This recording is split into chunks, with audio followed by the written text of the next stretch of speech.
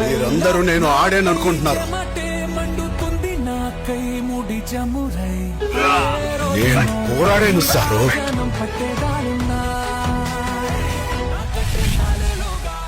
మాటలతో కాదు, ఆటతో బరిలో గెలిచే మగతనం ఎవరుతుందో రమ్మని.